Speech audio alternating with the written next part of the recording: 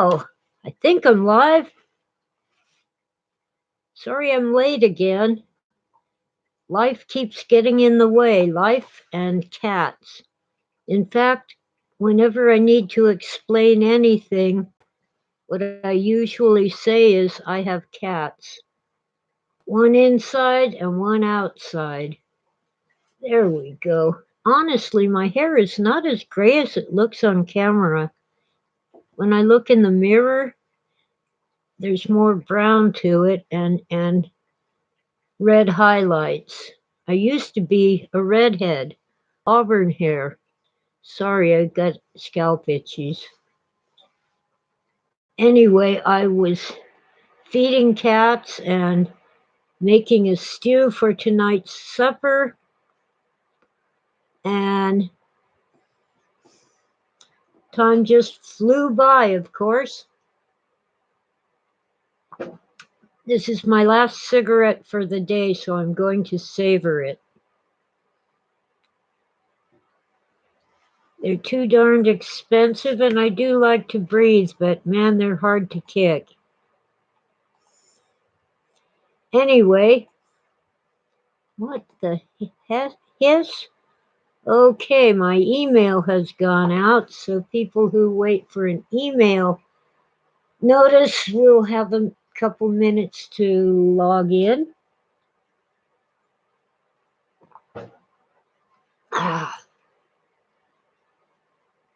I'm upset that YouTube doesn't let me share the what do you call it? The fact that I'm on after I've started the video. Anyway, almost gone. Fortunately, I do have somewhere around here a fully charged now e-cigarette. I don't mind the ban on flavors because I don't care for flavors anyway. Sometimes a menthol, like if I have a cold. That's about it. Hello, strontium.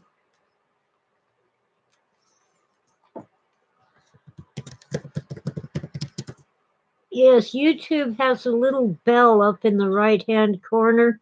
When it turns red, you have a notification. And sometimes I notice it. Not always. I'm so focused on what I'm watching or talking about or doing. I thought I invented multitasking, but I can't seem to do it right anymore. Anyway, I have no topic for today other than cats.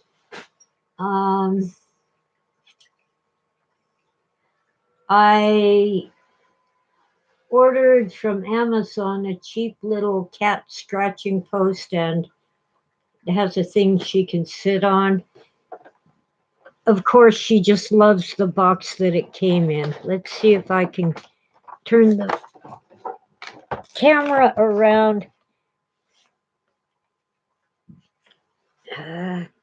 You can almost see it in all the mess.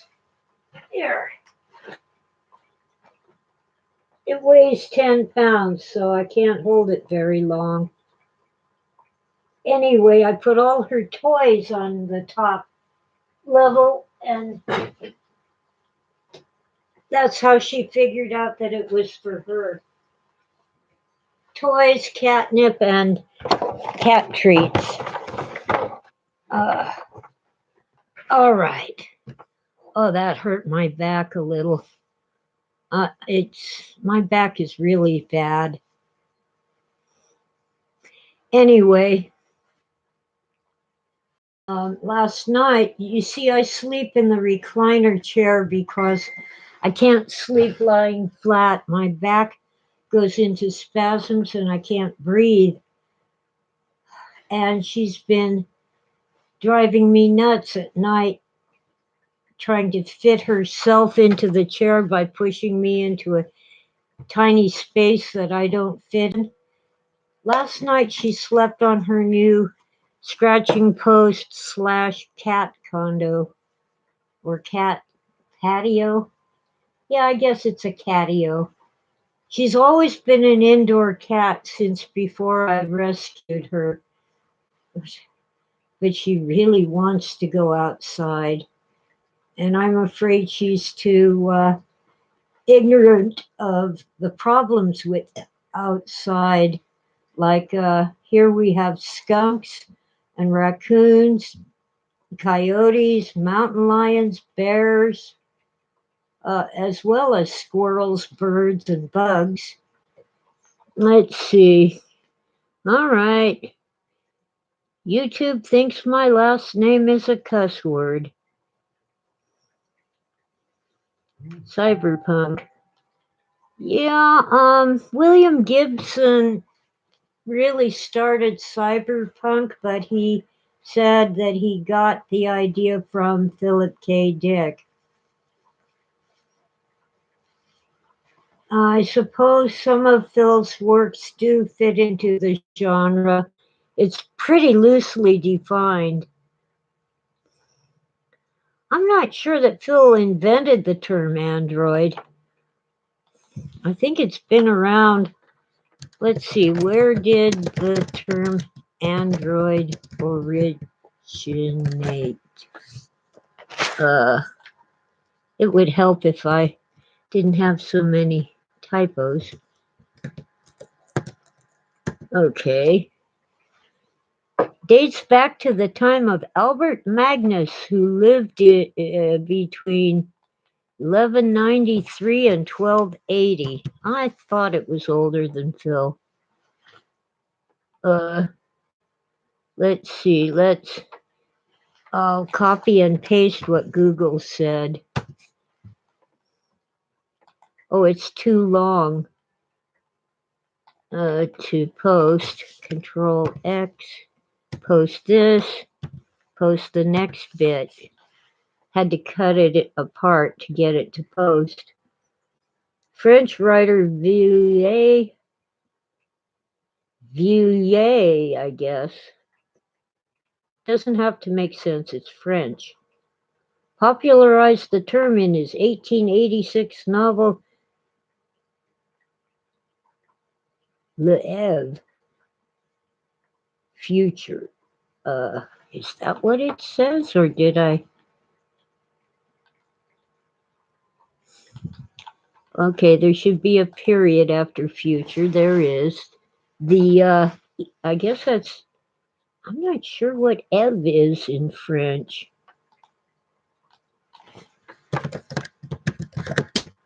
Eve, French to English.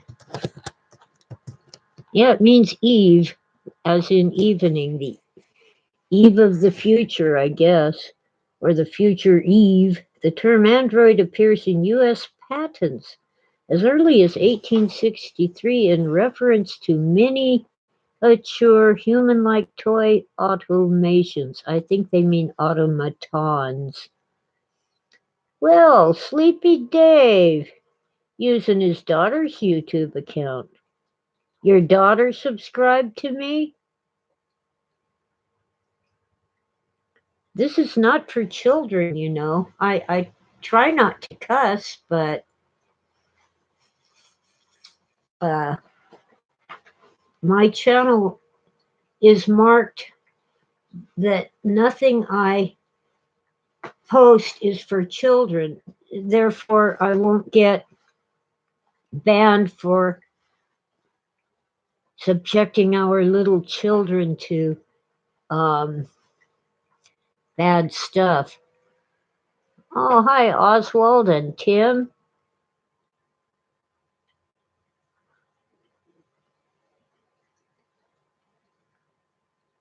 YouTube for toys, okay. I should start opening toys on YouTube. Maybe I too could have millions of followers earning me millions of dollars. But I don't think I can monetize the account because The Google ad platform canceled my account a few years ago and won't even tell me why. Miniature human like toy automatons, like the toys Sebastian's character creates in Blade Runner to keep him company. Yes.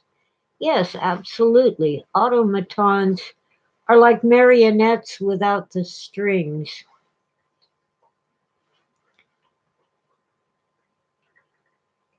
Ooh, all right. That's cool, Sleepy Dave. Um, anyway, what the heck? Oh, when I see something in the screen that doesn't look familiar, I have to turn around and see what it is. Oh, my evil computer is messing with me. Okay, let's check the battery on my little jetpack. It's good, 75%. This is how I get the internet. I have to be portable. Oh, by the way, a couple years ago the battery blew up, but it still works, so I taped it together and kept using it. I don't have $200 to buy a new one. Now I don't need a webcam because this is a laptop. My desktop kind of died. I really want a desktop computer. I do have a webcam somewhere, but I've lost track of it. Anyway, I like the desktop because it's so easy to turn off the camera. You just unplug the USB connector and the camera isn't connected. I used to put tape over the camera on an old Dell laptop, but people tell me that they can get a pretty good picture through it tape.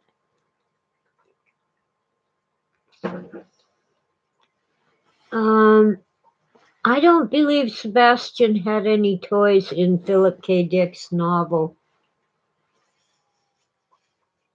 I believe he just made friends with the androids. Phil called them androids, not robots, because they were supposed to be flesh and blood. That's how come they could be shot and killed. And in the movie, I guess they're flesh and blood, not robots.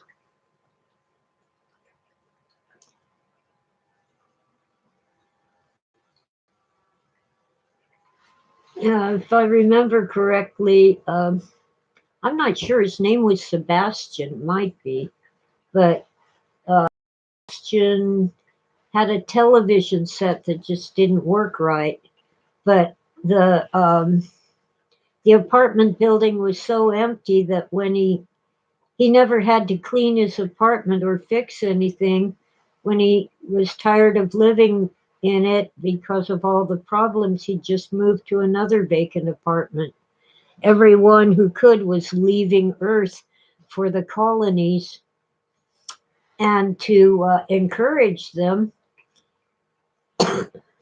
the government would give them a free android to help them survive in the colonies.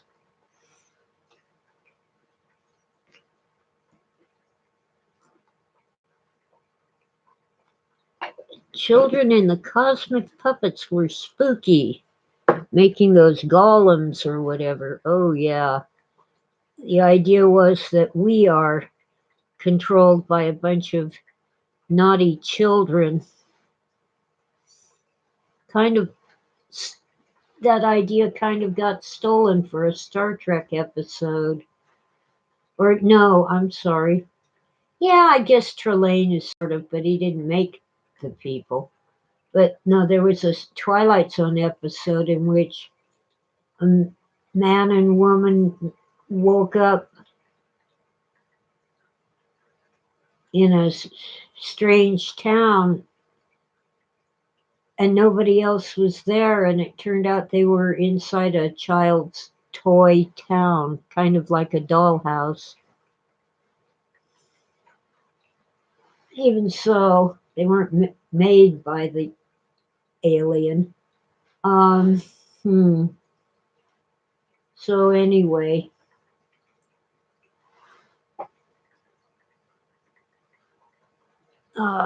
I just watched Radio Free Albemuth again. It's on Amazon Prime, which I get for half price. They offer it half price for people with low incomes, so it's just under $7 a month. And with the cost of going to the movies these days, it's worth it.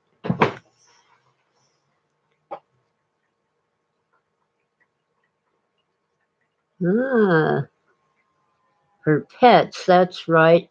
The child's mom told her to treat not to mistreat her pets.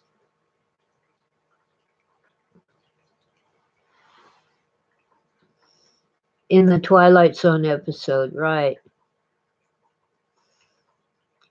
William Gibson said that Philip K. Dick actually created cyberpunk, but I think William Gibson really solidified the genre because not all of Phil's works can be fit into that category.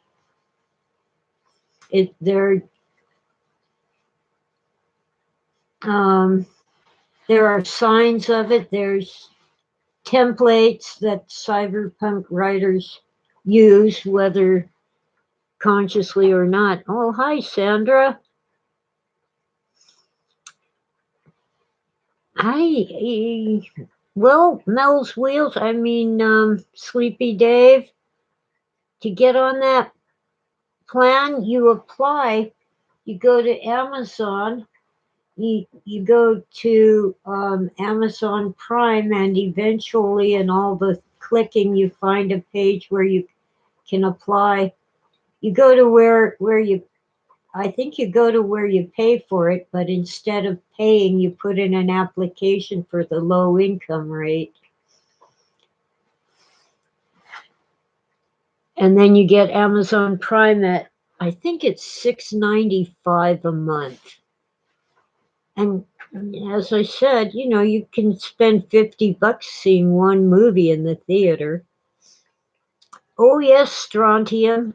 Radio Free Albemuth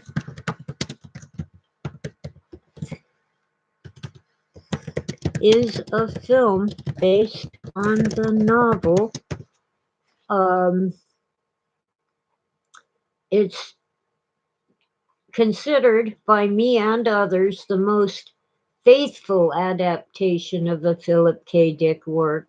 They did change things. You have to make it work as a film, but it really captures what Phil wrote in the novel. And it was done on a very low budget. The director and screenwriter, John Allen Simon, uh, financed it himself with a big contribution from his wife, Elizabeth Carr. And there is an executive producer, or what we might call an angel.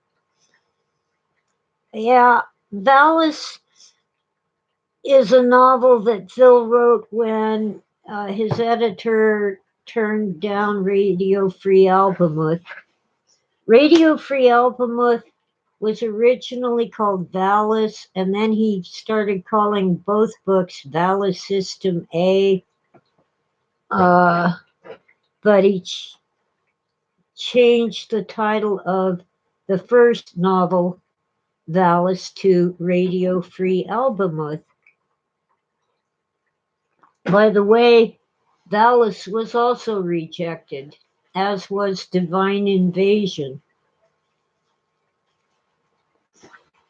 He had to A, have a movie made, that would be Blade Runner, the 1982 film, and B, die.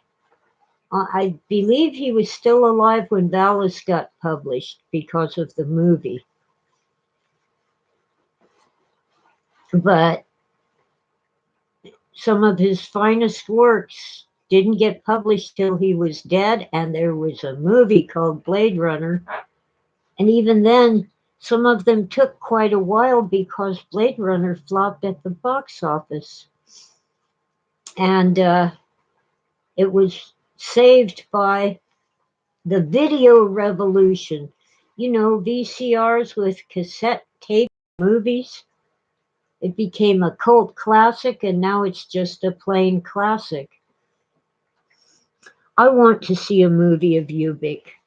The screenplay for it myself, but can't get anyone to look at it. So it's just for my private enjoyment. Three Stigmata of Palmer Eldritch would be awfully difficult to make into a movie, although it would be interesting to see the scenes with the Barbie dolls. Divine Invasion, it's once again not as good as Radio Free Albemuth, but it's good. Anyway, the film Radio Free Albemuth has been on both Amazon Prime and Netflix, but at this time it's on Amazon Prime. Now, you won't get fantastic special effects, they didn't have a budget for that. But you get a good, solid story, and it's really a great movie. And I don't think it needs car chases and explosions and shootouts. What it does have is a world in which we're so tightly controlled.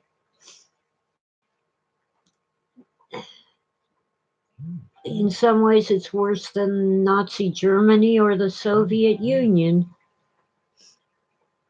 Well, hi, Philip. Perky Pat. Yeah, Perky Pat was based on Barbie dolls that Anne's daughters were playing with.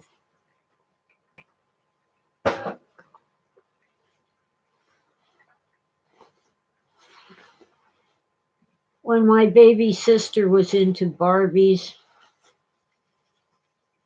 I made a Barbie house for her out of cardboard boxes and stuff.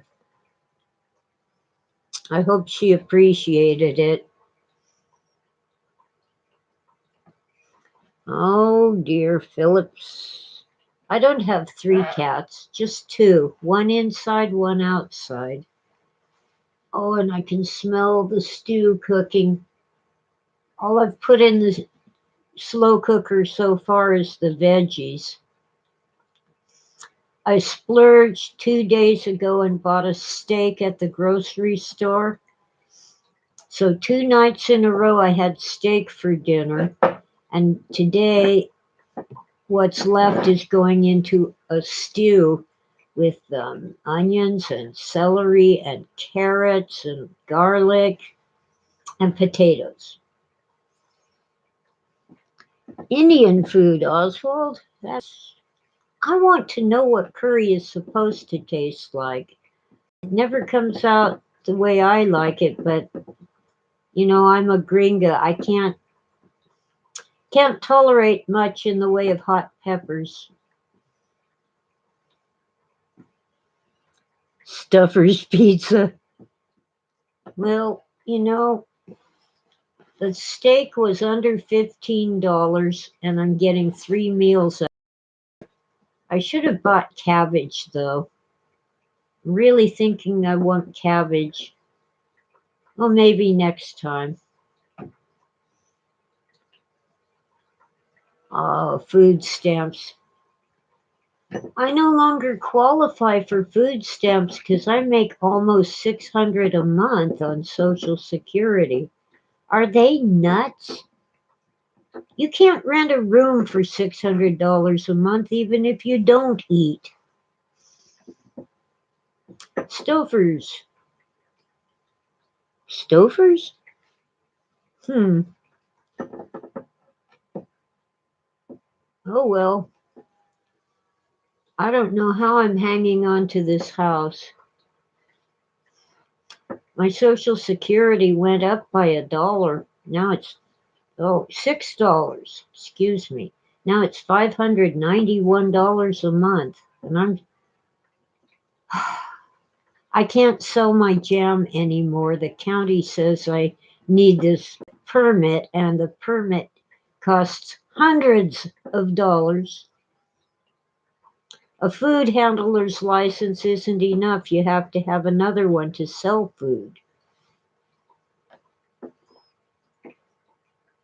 Yeah, well, Arizona is probably more sensible than California, but does Arizona have a place where I could live with a payment under 400 a month, so I'd still have the 200 to, keep the lights on?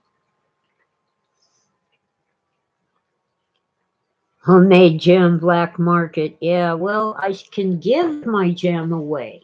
So I do give it away, and sometimes people insist on giving me money, but I never ask for it. And I actually try to refuse it just to stay legal. And sometimes they don't pay, and that's fine too. E- the thing is, I don't have people coming to my house to get jam. So, and I can't do suggested donation in a local shop. They won't even let me do that. So I just, um, friends and family get my jam, and neighbors. And one of my neighbors installed my ceiling fan for me. A local shop had the ceiling fan donated to them to give to someone who needed it, so they gave it to me. And my neighbor, who loves my jam and is an electrician, installed it for me. So I have a ceiling fan that works and has a light. Let's see. I don't generally turn the light on because I don't want you to get a good look at the mess in here. But is that it? Yes. Problem is, I have to make sure the remote has good batteries because it doesn't have any other controls but the remote. Oh, it's off. It isn't even turning. There, here we go. And light. Let there be light. Let's see if I can show you the ceiling fan. See, with light and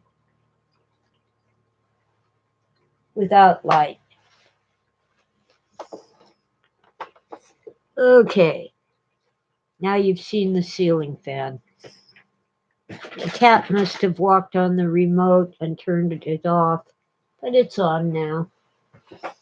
Let's put this in a safer spot. Yes. Okay, and grab some potato chips. Well, if I got the right permit, I could sell my jam at local farmers markets. Of course, we don't have the farmers market in the winter, only in the summer. And we might not have it again. There have been some changes in the management of our regional park. Mm.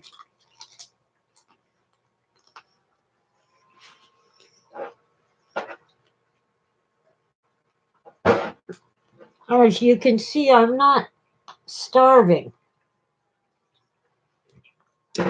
I get most of my food from a food bank, a local food bank. You know, that USDA. We used to call it government cheese, but they almost never have cheese anymore.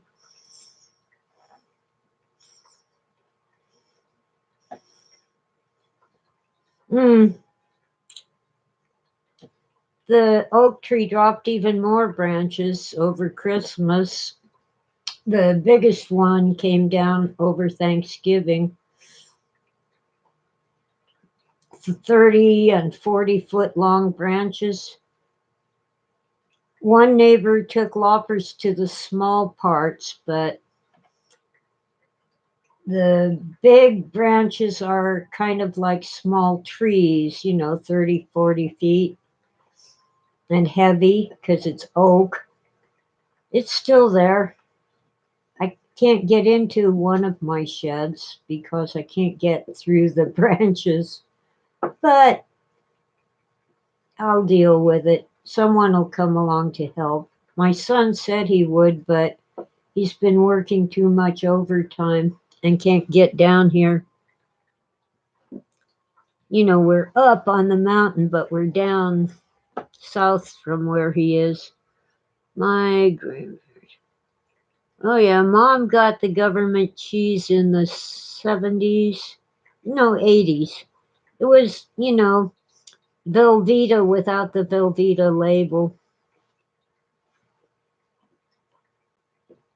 Well, during the snowstorms, there wasn't really a lot of wind, but it was thick, heavy, wet snow. And because there was no wind, it just stayed on the tree branches and weighted them down until they cracked and broke.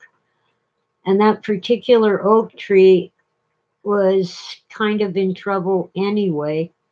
My neighbor lost a maple tree. The whole tree didn't come down, but so much of it came down that it probably won't survive.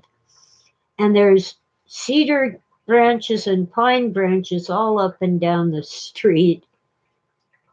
There's some cedar branches in my backyard, but I'm not going to worry about that. They're mostly from the neighbors' trees. Anyway, mm, the veggies are stewing very nicely in the kitchen. I can smell them. Eventually, I'll have to add the potatoes and the meat. Potatoes don't take long to cook, maybe 20 minutes if the crock pot is on high. I'm seeing something weird. Weird shadow in the window. Oh, I do have a tree there, but its branches aren't that low. What the hiss? Criminy. Oh, no clue. It's gone now. Maybe it was a bird flying by. We have some pretty good sized eagles and ravens here.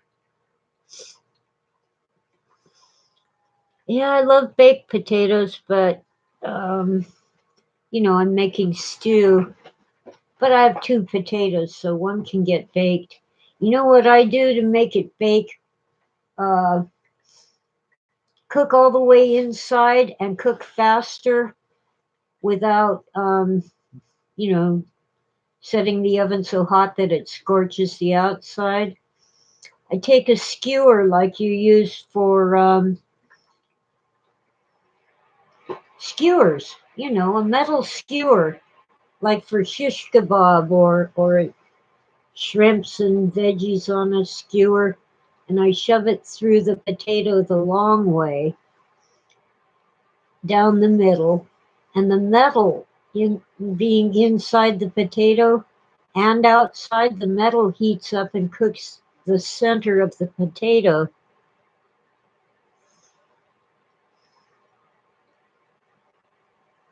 Time to make eagle raven stew. No, no. We love our wild birds, but you know what? Right now, the last bald eagle count on the mountain is taking place. Well, the last official one, because it's actually being taken off the endangered species list. Okay, Sleepy Dave. Oh, no, it wasn't Mothman, but you know what? There's a big wreck on the Pennsylvania Turnpike involving a tour bus. Apparently, it must have been children going to or from camp and several semi rigs on the Pennsylvania Turnpike, but near Pleasantville, home of the Mothman. If it's the right Pleasantville, I think it is. That'd be, is it Virginia or West Virginia? Let me see. Mothman. I'm friends with Mr. Mothman himself, um, Andy Colvin. Met him once. John Keel, of course, um, and Gray Barker wrote about Mothman, but Andy Colvin actually saw Mothman. Um, Point Pleasant. I'm sorry, not Pleasantville. Point Pleasant. So maybe it's just weirdness. Okay, Point Pleasant. Which state, Bozo? West Virginia. Okay, now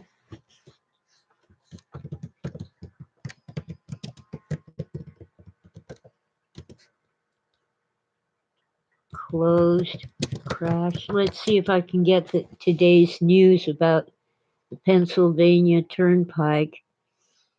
It's closed in both directions near Mount Pleasant.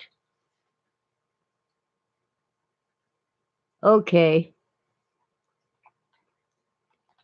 so just an eerie similarity to Point Pleasant, where Mothman was. But Point Pleasant and where Mothman was in West Virginia, I was wondering how the Pennsylvania Turnpike could be in West Virginia anyway. But near Mount Pleasant, maybe they have a Mothman too.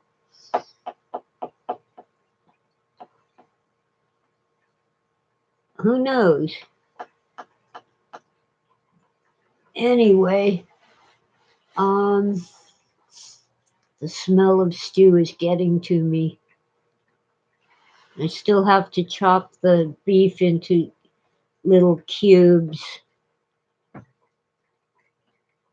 Tastes like chicken, huh? Eagle and raven don't taste like chicken.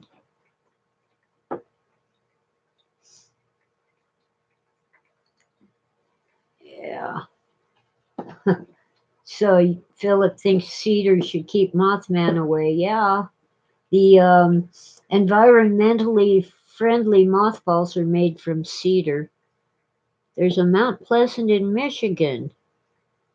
Very large Native American population.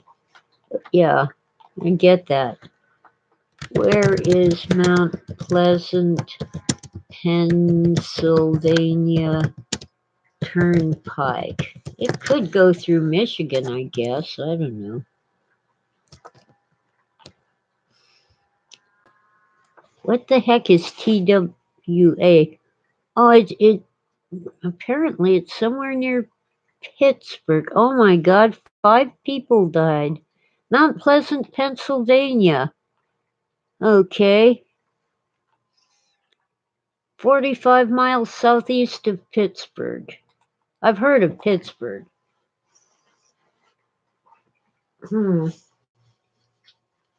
Maybe they have their own Mothman, but it's apparently dozens injured.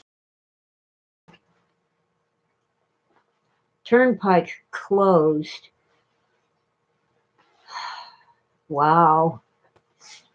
You know, even in our worst storm on the Grapevine, which is a mountain road, On Thanksgiving and Christmas, they also got snow. Yes, they had to close the roads, but we didn't have huge accidents. For one thing, the semi trucks take a bypass, which isn't as steep or as and doesn't go as high as the I-5, the Interstate 5 through the Grapevine. Oh, and by the way, Bakersfield people always jump on me. "Eh, it's the Ridge Route." Well, excuse me, but the Ridge Route is the southbound road. It is the original road, pretty much, repaved and straightened a bit and widened over the years, but that's the Ridge Route. When you're going north, it's the Grapevine, and it's a road that was built long after the Ridge Route had been established. My grandparents, by the way, moved to Los Angeles from Idaho in I guess the 1920s. They drove down the Ridge Route in a Model A truck, and uh, they whenever they had like a hole in their tire, I wouldn't call it a flat. They'd just stuff it full of rags and keep going. And they were here and there, they'd pass a car that had gone off the road because they went too fast. You know what too fast was on the Ridge Route? 30 miles an hour.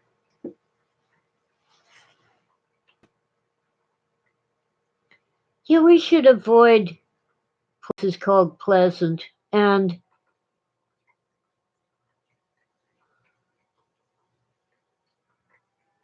Paradise. That wildfire that went through Paradise, California. Maybe it was a bit of hubris, sinful pride to call that town Paradise. Many California Indians consider moths a symbol of transformation, healing, and prayer. Yeah, moths and butterflies, for obvious reasons. They undergo a metamorphosis. They start out as caterpillars, they go into a cocoon or a chrysalis, and then they come out as beautiful flying creatures, moths and butterflies. You know what the difference is between a moth and a butterfly? A moth cannot eat. Its lifespan is usually no more than 24 hours. Butterflies can drink the nectar out of flowers.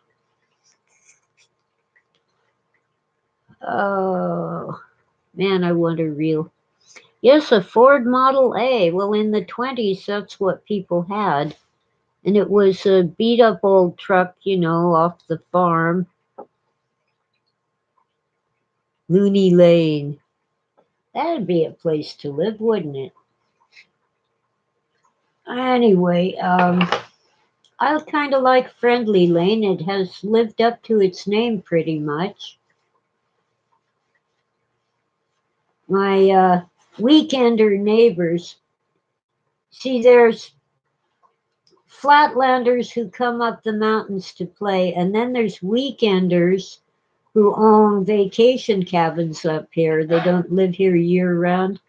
Well, my weekender neighbors were really nice and brought me chocolate for Christmas. Problem is, I don't like it.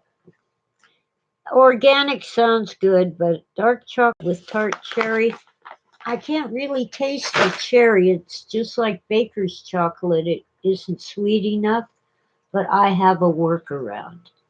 Next time I bake a cake, I will put chunks of this chocolate in the batter and have a yellow cake with chunks of chocolate cooked into it and melted. Flatlanders are people who live down the hill where the land is flat. I was a flatlander. didn't want to be. I always wanted to live up here. Yeah, well, we're kind of inland here.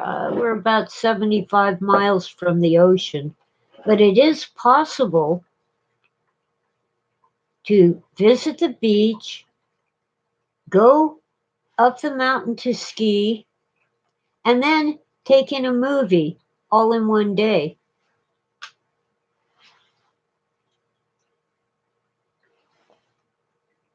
Oh man. You, Oswald, don't you know that chocolate covered cherries are awesome?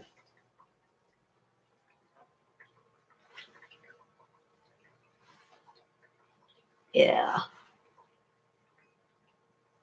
Now, dark chocolate is kind of bitter. I don't mind if it has enough sweetener, but this particular brand doesn't have enough cocoa butter, so it's rock hard.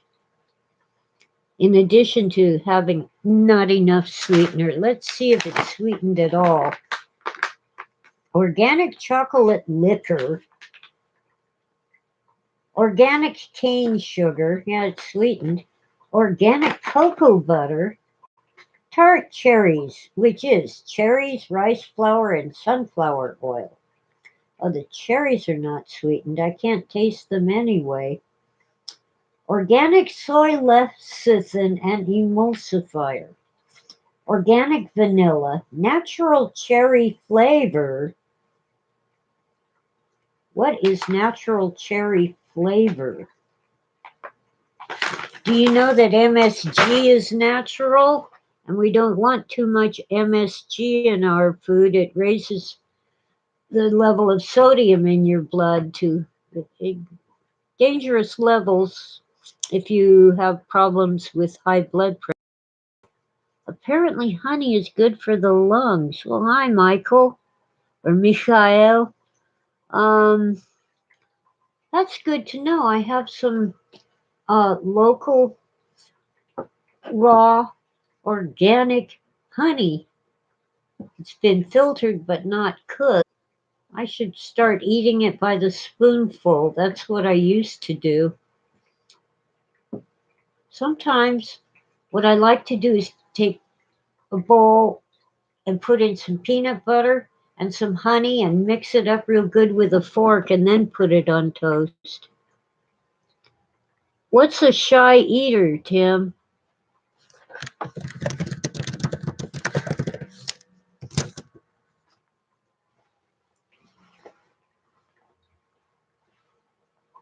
Except for a brief period when Phil tried to be a vegetarian, he would eat almost anything, even escargot, which I won't touch. Reluctant to eat in public? He liked to eat out. He liked to dine in restaurants.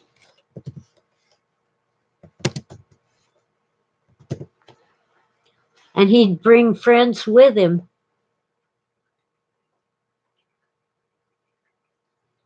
Okay, what's high in sugar that rots real bad? A cherry orchard, cherries. Sick of rotten cherries, yeah. Well, you see, you're supposed to freeze the cherries so they stay good longer or dry them into raisins. I like cherry raisins or even cranberry raisins on my cereal, on oatmeal. For some reason, I don't put raisins in cream of wheat or malto meal or farina.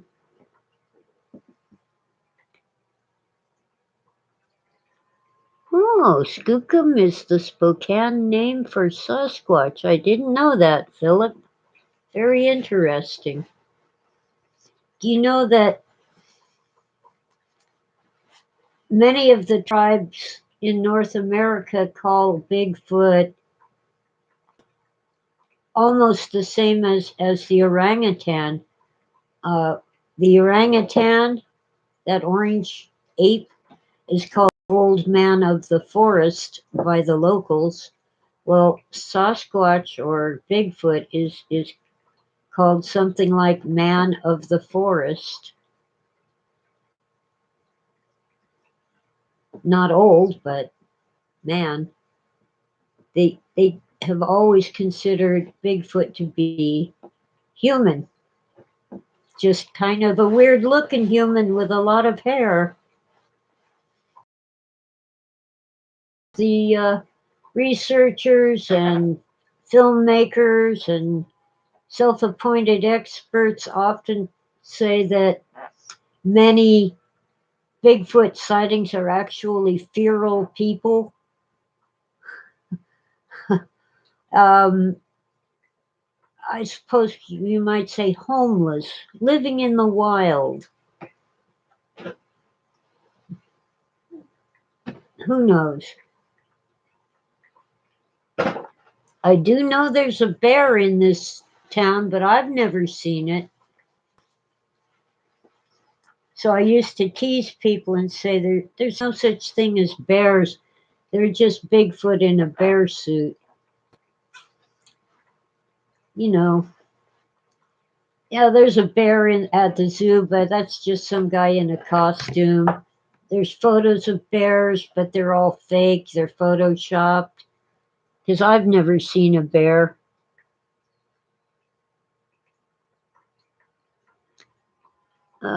Careful, Michael. YouTube didn't censor you, but that's because they don't speak British English.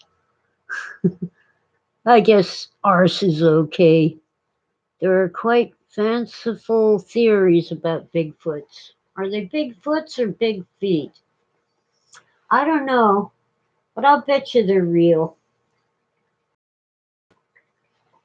I've been looking at, by the way, Genesis chapter 6 again with new eyes, you might say. That's an expression. I have the same old eyes. But, it says the sons of God took them wives of the daughters of men, and they bore them children. And then it goes on to say there were Nephilim in the earth in those days and also after. It does not explicitly say that the Nephilim were the children of the sons of God and daughters of men. Is it possible that giants just happened to live at that time but were not connected to this miscegenation? I'm going to type that word. I learned how to spell it, I think. Miscegenation, marrying outside your race. Sons of God and daughters of men getting married and having children. Now, in the book of Enoch, first Enoch, chapters 6 to 16, there are 3 books of Enoch, but only the first one was written in the Second Temple period. The other 2 are much later. Well, in first Enoch, it says the human women bare children to them, and the children were great giants. Yeah, well, I don't know, strontium. Species or race. People used to believe that Chinese and African and so forth were all different species of humans. Anyway, yeah, well, Enoch says the children of the sons of God were great giants. But that doesn't mean that the Nephilim, which of course means giants, were those giants. It does say that the Nephilim were men of renown. It actually, according to Chuck Missler, doesn't really say renown, it says bad reputation.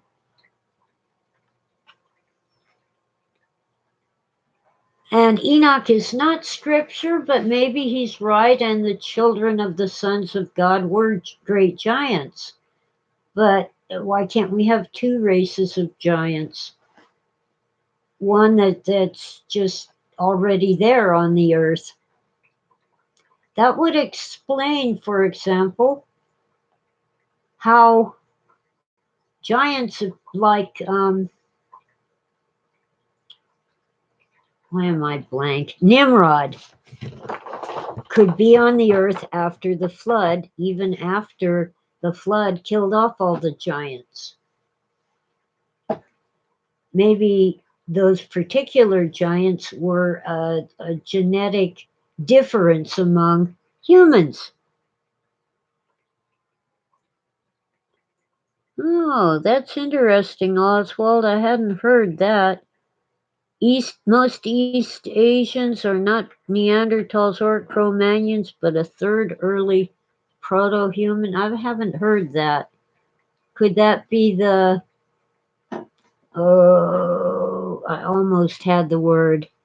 That cave in Russia, where they found a finger bone and got DNA out of it and reconstructed a whole new human species. Yeah. Chuck Missler is sorely missed. He passed away not too long ago. Oh, the text doesn't say great women of renown, only men. Well, we have plenty of men and women of renown these days, and um, mighty men, some good, some bad.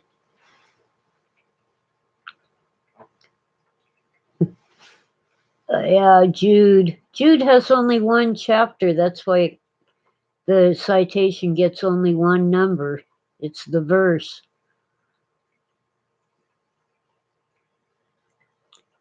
Right, Tim. Denise Evans. Thank you, Philip. I don't know. I haven't looked into recent uh, DNA studies, but it seems to me that most of the Cro-Magnon remains have been found in East Asia.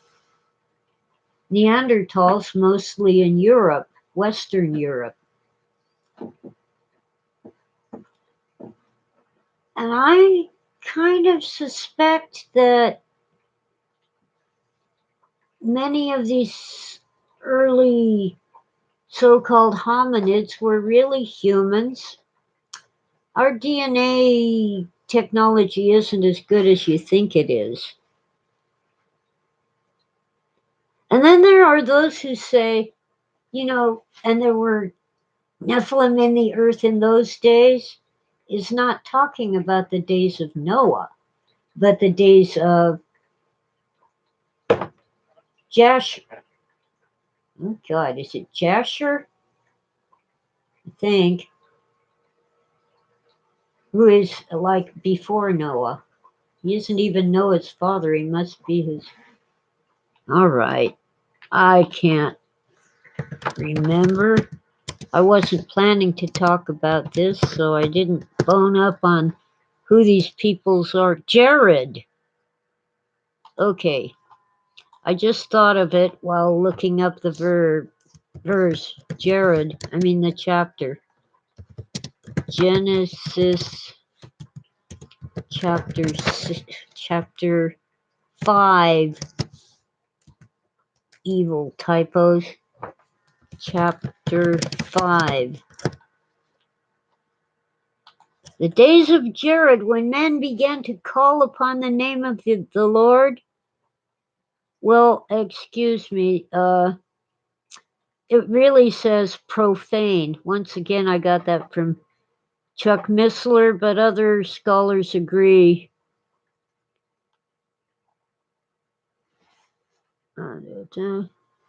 Okay, Jared is Enoch's father.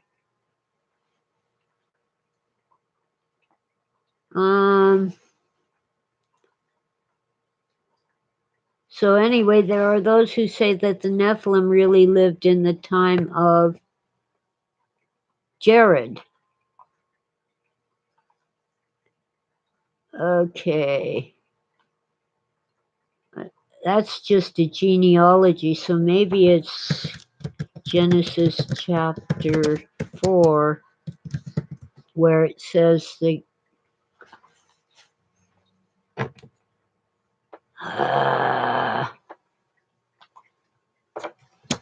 call upon the name of the Lord.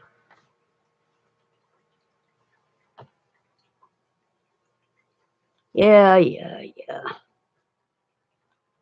Uh-huh. Genesis. ESP. You probably see me. I see a screen. Here we go. Genesis 4:26. Oh, okay.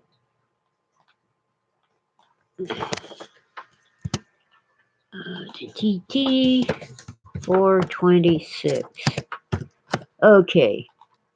Genesis 4:26. Call upon the name of the Lord. By the way, when your Christian Bible has the word Lord in all capital letters, but they're small, that's the conventional way of translating the Tetragrammaton, the Yahweh.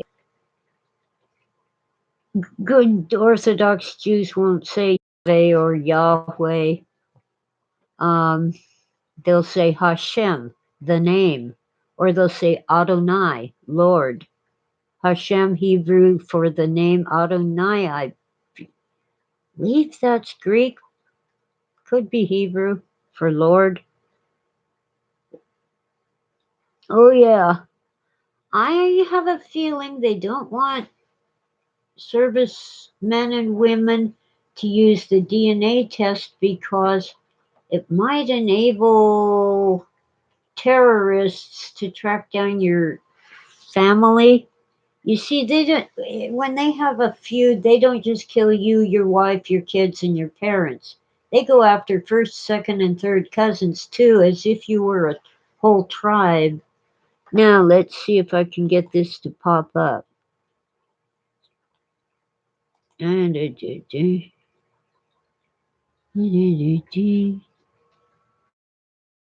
No. Oh, it's in the time of Seth that a son was born, and he called his name Enosh. Enosh. At that time, people began to call upon the name of the Lord. It really says profane. So way back, Seth, the son that Eve bore to replace Cain and Abel, his son Enosh, that early, Adam's grandson, people were profaning the name of the Lord. Adonai. Thank you, Strontium.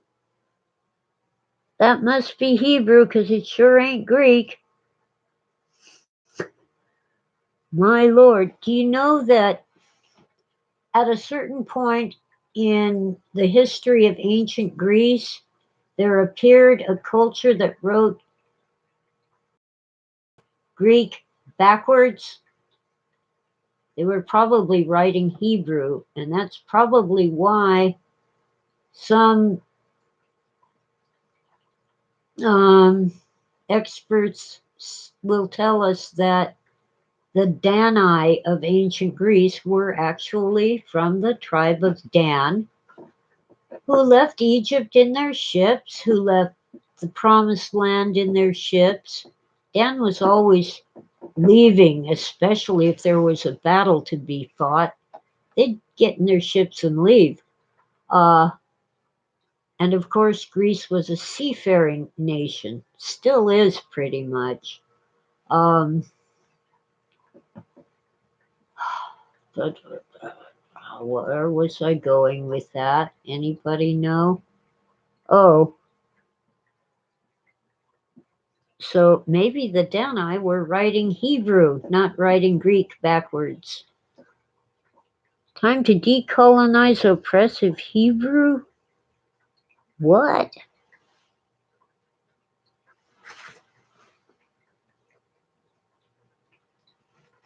You know, Jesus was a Jew.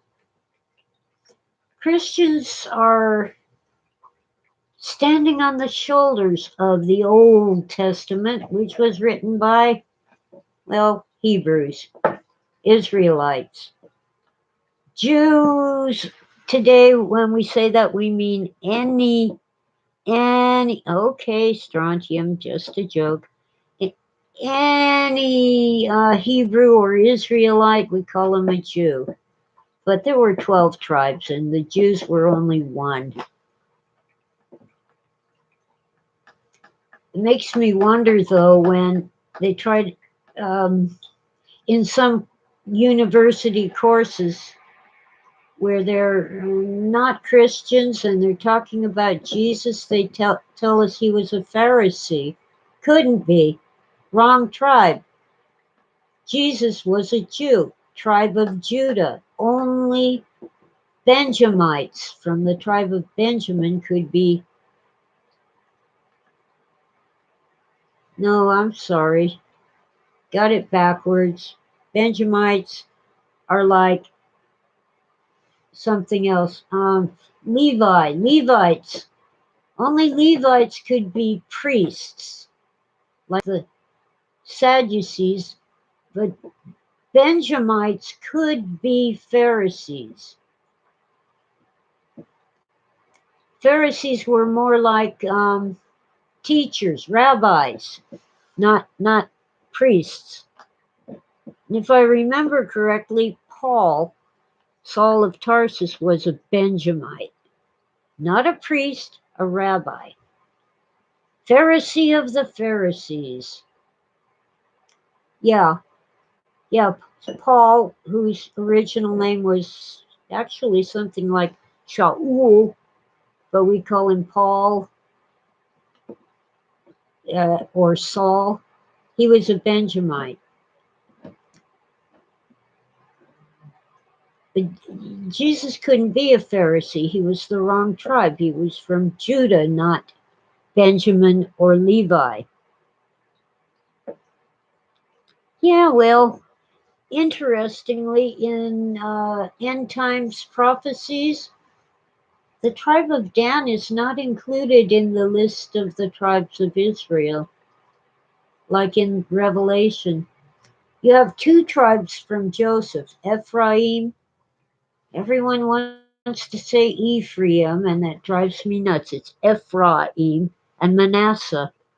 Oh, and by the way, with all these talking heads in the media talking about anti Semitic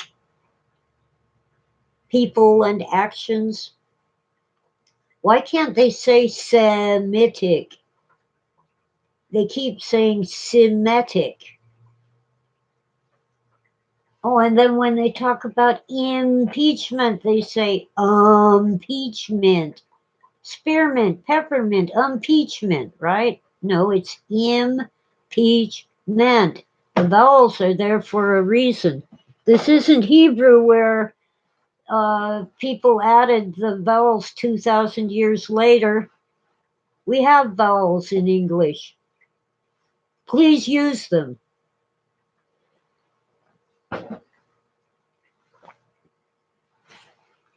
Oh, there's some talk about getting Christ's DNA from the Shroud of Turin. Well, I'm sure that the shroud is the image of someone who was crucified. I'm not taking bets on who it was.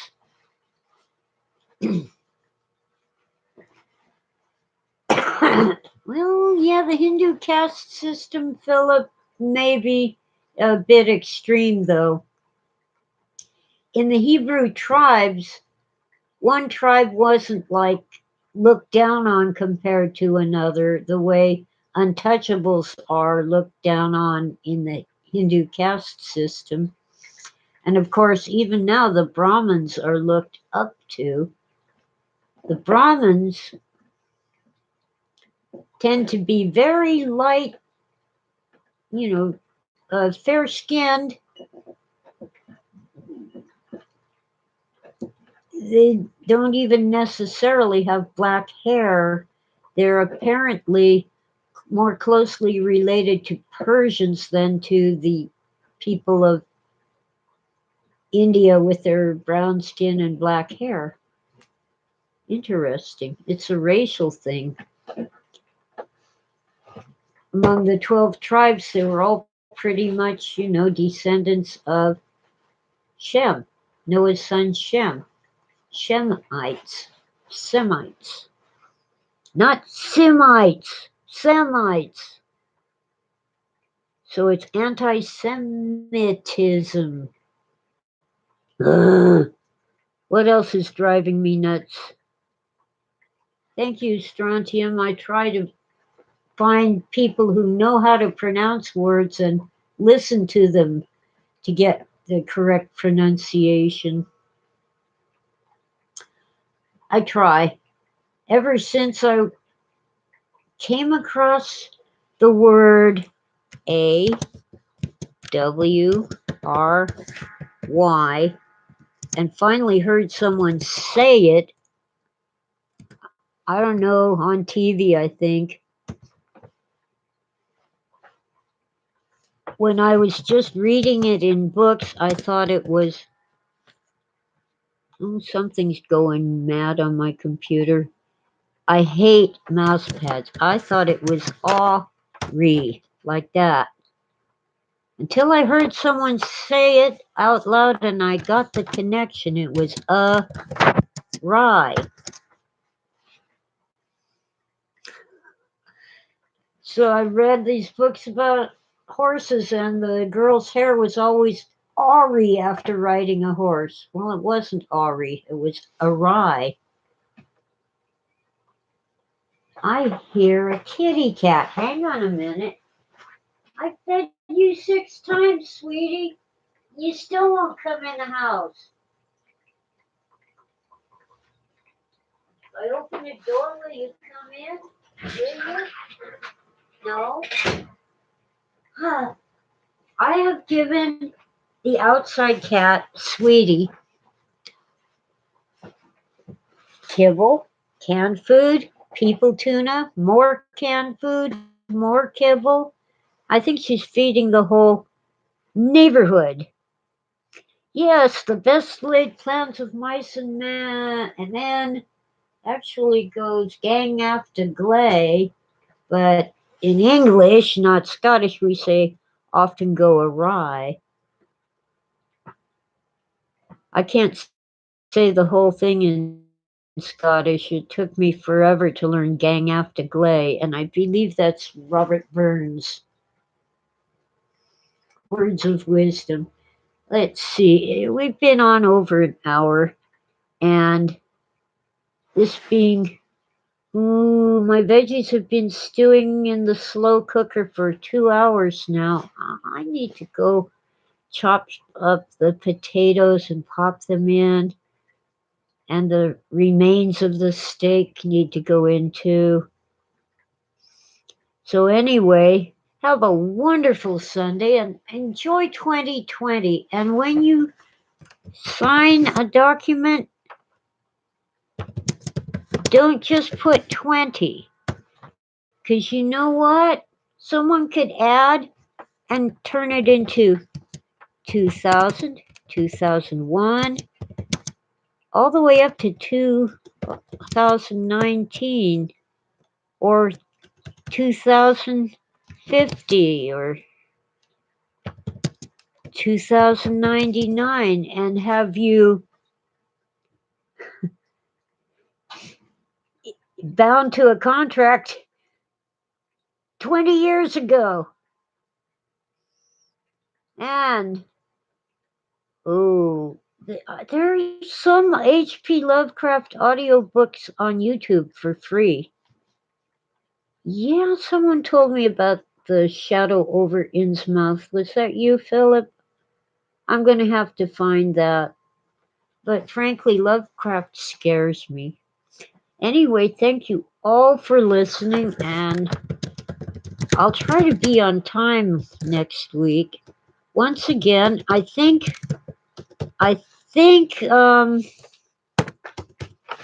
Walter Bosley is back to his normal schedule of coming on at 5:30 Pacific time on YouTube. You gotta watch Walter Bosley. You gotta find out what the beverage of the week is, usually some kind of sports drink or energy drink, and what he's writing about, what he's researching, all kinds of fringe stuff, but with his feet on the ground. A real researcher, a real detective, if you will, or investigator. So I believe he'll be back at 5:30 on YouTube, and I'll be listening. So all of you, thanks again, and let's see, end stream.